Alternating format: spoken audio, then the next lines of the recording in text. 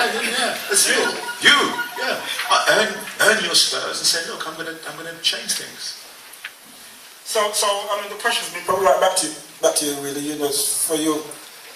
I'd say three things. One is, I think, on our side, as people that want to get you to vote, we could do a lot more with new media. The thing which the Obama campaign showed was how you can use new media, Twitter, email, you know, the internet, to really get young people out to vote. And that's one of the things which helped him to win both times. That he got out young voters in a way people hadn't seen, because traditionally young people, not just young black people actually, but young people don't vote as much as older people. The second thing I would say is you could do worse than just vote as your mother tells you. I remember when I was canvassing in the 2010 election, I met a lot of ladies, and they said, yeah, we're Labour Diamond, it's fine. I said, what about your son? I said, oh, mate, don't worry about my son. And sure enough, when I went past the polling stations on election day, there were these rather sheepish young men queuing to vote. Their mother had done the business. And the third thing to say is it, you know, maybe it's an appropriate point to say that I doubled my majority on an increased turnout. So I do know a little bit about getting people out to vote of all colours and creeds. But let me just say this final thing. If young people say to you, why should I vote? It doesn't matter, blah, blah, blah, blah. Just remind them of what happened to the educational maintenance allowance.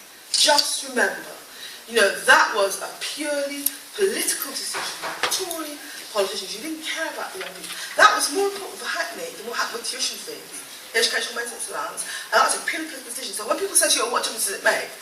It makes a difference. Thank you, Diane. Paul is indicating much more to again from a slightly different angle, and I totally agree with what Simon and Diane have said.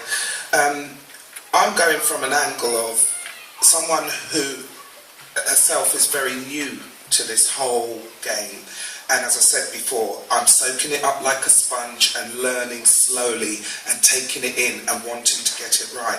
But the one obstacle that I come across is the language, the political language.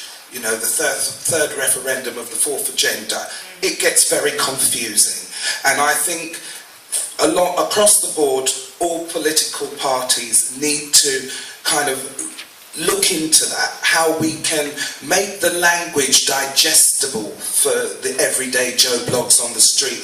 I was fortunately lucky to have a fairly good education. I was educated at a girls' grammar school, so I could pick a little sense out of nonsense and fathom my way through, but I still don't understand all of it. And if I can't understand all of it, then I can't go out there and give the information to the people.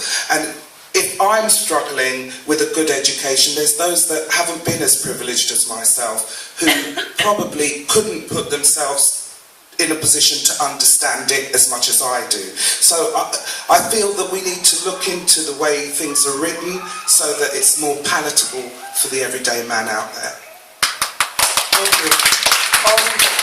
I know there's one other person waiting to speak, but you know what I want to do is to try to. I know that Charlotte wanted to say a few words as well, so please. Well, I was just going to add to what everyone else has said. Because I'm a filmmaker and I make a lot of campaigns working with young people, and I think that all the political parties have to put a bit more effort into using the right language and, as Diane said, finding the right mediums where people actually talk about stuff. But it's not just about, oh, I've got a Twitter account now and that means I'm down with the young, I'm hip and cool and down with the young folk. That actually the only way you can really know how to speak to young people is to speak to young people and hear not just the way they talk about things, but the issues that they really care about. And then the second stage is to find that media. It's not just online. I mean, yeah, text messages, it's face-to-face as well. Where are young people hanging out? And actually going and engaging them that way. And I would actually think trying to get, you know, people maybe like yourself to, you know, consult with, you know, all the major parties about what is it that you care about and how can we reach you and your friends you know, and actually spread those messages around so that we don't get any more, you know, those really naff sometimes videos that people make where they're trying to be hip and down with the kid. You know, there's just nothing, there's nothing worse So yeah, I actually encourage people to actually go out and find out real information about what young people want. Good advice. But don't say hip and down and cool to them, because I did that to my son and he looked at me blankly. You know, Apparently they don't say those things to them. there's a perfect case in point. You've got swagger. Jules, I believe you wanted to make a contribution there. Yeah, absolutely.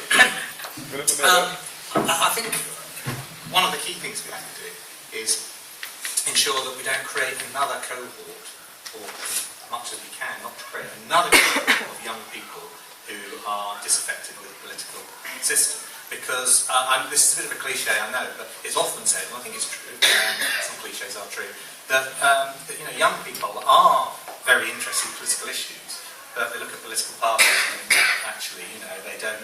That one particular party doesn't have enough of what I'm interested in to make me forward. But at the end of the day, I think it's a truism that the party political system is one of the best ways that society can synthesise what a democracy wants. Yeah, there are other ways, but was it Winston Churchill who said all the rest it's not a very good system we've got, but we've tried all of it's best